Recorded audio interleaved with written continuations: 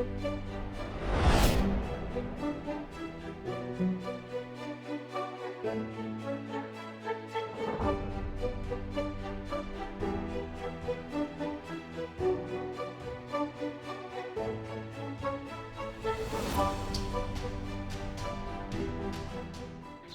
morning, this is Brics Africa channel. We are here to have a discussion, or rather a conversation with Phoka GONDWE of the Phoka Coffee Cooperative in Malawi. You are welcome. Thank you. I'm glad to be here. Thank you. Let us start by giving us a rollout on your feelings or on your thoughts of this 12th anniversary TEHA initiative. Well, of course, it's my first, even though it's the 12th. I think it's a very, very high-powered gathering of people with great interests in the sub-region and Africa generally in terms of its mineral resources, its agricultural resources, its human resources. A wide number of people being non-Africans here. And I think that's a great opportunity for us as Africans to leverage in this particular time when the global north is in great disarray, shall we say. Yes, we are curious. How does an entity, a cooperative entity, get to rub shoulders, so to speak, or sit at the table with such big, high-powered CEOs being part of this global dialogue? I think this is one of the things that we can point at to say that the way we are reimagining the future of Africa is clearly changing. That reimagination takes into account that the masses of people who are mostly rural Africans count. Small farmers who are organized count. The model that we are as a cooperative probably is a good example to African leaders, African countries about how to work together, to cooperate together, to leverage strength and unity and stop being fragmented in order for us to move forward as Africans at this particular time, especially as I said, when the global north is in disarray. So, one of the strong points I'm picking is that what is important for Africans in order to leverage in the current situation is collaboration, Exactly. collaboration, collaboration. Exactly. Yes. You know, our infrastructure development is key, but more than even that, it is our unity. We need to, you know, ratify as not just ratify, but we need to fully operationalize FCTA. And we need to accelerate that. If we don't, we're going to lose the opportunities to be a supplier to the world market, and they'll look for goods elsewhere. But this is our opportunity to become producers, refiners, create markets within ourselves for ourselves, but also for the rest of the world. And rural farmers are part of that story, a key part of that story. Before we move to the issue of value chains, 10 key projects and systems, may you please elaborate on your cooperative? Because first time I read about it, it's something that I never knew existed, especially in Malawi. I will evaluate that later on, but may you please extend. Okay, ours is a bit of a painful story. Our history comes from the fact that we're people of the mountains in the Nika Plateau, and we were moved away from the plateau into the lower hills because of the creation of a national park, Nika National Park.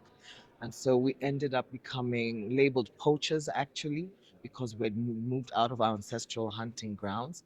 But I think we've changed that story so much now that we are protectors of the land. We're coffee growers, 3 to 4 generations in. We are the biggest coffee cooperative in the country. We grow small batch Arabica coffee.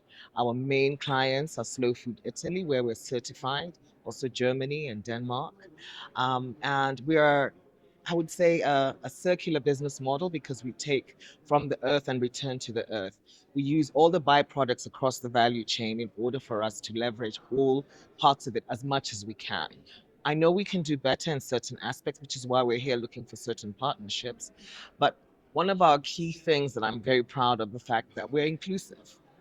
We are 59 to 60% really women, 65% almost youth, because they in our community, women and youth, recognize that coffee has value. economic value, cultural value. Plantation crops don't usually have that. The youth are not, patient to wait for 3 to 4 years for a plantation crop to grow.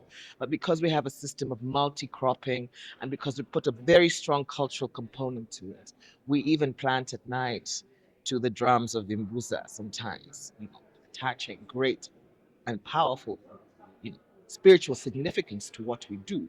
It makes us stronger. So that's who we are as Phoka Coffee. We do not process yet, but that's part of the plan so that we can even make better earnings for our members. Okay. What are advantages and disadvantages of the fact that intra-Africa trade is only at 15% at the most, whilst other continents enjoy 65%, 40% in the EU? So what are disadvantages, or do you have mechanism in place before we speak about this big Africa Free Trade Agreement? But within the region ourselves, within Malawi, what are the value chains? What are the systems that enable you to distribute your coffee? As a country that is, as a region, a Phoka that is near a border, which is Tanzania, but also near Zambia border because of the Nika Highlands, as much as it is a disadvantage if you look at it in an intellectual way to have porous borders, Yes. it is an advantage for our communities to have these loose borders because we are the same people. So we trade and barter across the borders. We use old systems and new ones. So goods do move freely across Tanzania, Malawi, and Malawi, Zambia on our side of the world. So we have been already, the gray market, if you like, is strong, or the black market is strong. Formalizing it is what counts. And I think sometimes when these decisions are being made about how these things should work, about whether the COMESA currency that they're trying, the digital currency or that system that they're trying to put in is going to work, and look to what is already existing and how it's already working and learn those lessons from there. Because we do not look at some of the strictures that are restricting bigger companies. So as smaller, local, rural entrepreneurs, we're able to move our goods across these borders and actually we bolster the economy, to be honest. We're not valued in the same way because we can be informal, informal traders, but we are a huge part of the economy. Okay, going to the big one, what do you think should be the measures put in place in the proposal already beginning the nascent steps of the Africa Free Trade Agreement?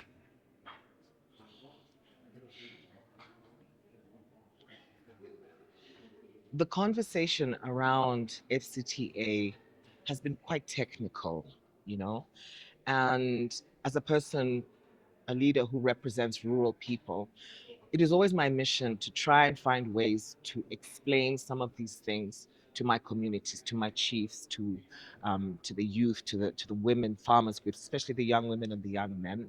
And it can be challenging, but we get there. I think AFCTA needs to be really localized so people can understand its value. I don't think the African continent has really understood what it is. And one of the tools that we can use, honestly, is our creative ability. We have such a fantastic, vibrant African creative industry. So why aren't we using our filmmakers and our storytellers to tell the story of the value that FCTA is going to create? Why isn't Top using that? Why isn't influencers being harnessed to do that?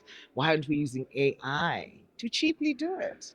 So yeah, I think something that's missing from this conversation is the pop culture narrative or influence that can be had if we actually visualize and imagine the Africa we want. Is it not, though, the notion that since the beginning of times, let us talk about century ago or when Africa became westernized, that the creative industry was fawned upon and put at the periphery for the fear that it carried the spirituality Exactly, that we are talking exactly, about. exactly. So the question is, how do we then bring back without it being purely pop culture, like you were describing when you work at night, you sing those songs, you play those drums, because you are inducing and infusing a special spirituality, which in turn becomes a representation of the people. Now let's go to one thing. Can I speak on that? I have to, Please. because you've opened a door that is really important. It must stay open and keep being widened. Yes. As a traditional leader of an indigenous grouping of people from the mountains, people sometimes look at me and go, "Really? How did you end up in the hills?" From a life of travel and working in different other kinds of communities to living in the hills as a rural woman and a rural leader. Part of my mission as a traditional leader is to show the value there is in bringing the other experiences that we have as people who belong originally to those communities back. There is strength in that.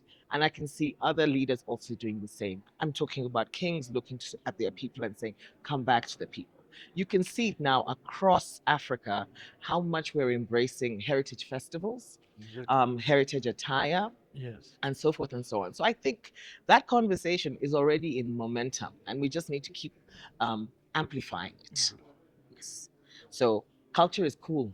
Heritage is awesome. I hope I bring something like that to the table. Thank you. That is interesting. Now I'll cite I'll cite your rhetoric in stating that it is a fortunate moment that we're having this event whilst the global north is in chaos, Yes. if not in tatters. What value? I'll first place it to Malawi. What value of you as a leader of a people being in South Africa at the time of its G20 presidency and the G20 gracing all other events that come around? What value is that to Malawi as our nearest neighbor? I speak for Malawi and I'll speak for Africa if I am allowed to. Let's go back a little bit.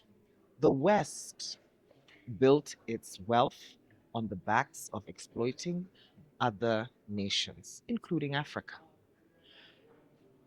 Colonialism came, slavery came, colonialism came, independence came. And this model may have changed somewhat, but the intent has always been extraction from Africa. Now that economic model is failing. It's failing themselves, and they're looking inward and trying to protect their own territories. So for us, having the G20 in Africa is a signal that we should be bold also, and bolder and radical in our imagination about what we can do, what we want, and then walk into it. So, as Malawi, a very small country, I like to think of us as the engine that could, the little engine that could. We may be quieter, less powerful than South Africa, Nigeria, Egypt, Kenya, the bigger powerhouses, but we have stability politically. We have peace, security. We have people who do the work, and we travel regionally to help other countries do work. Labor force is there. We have water and natural resources that are enough.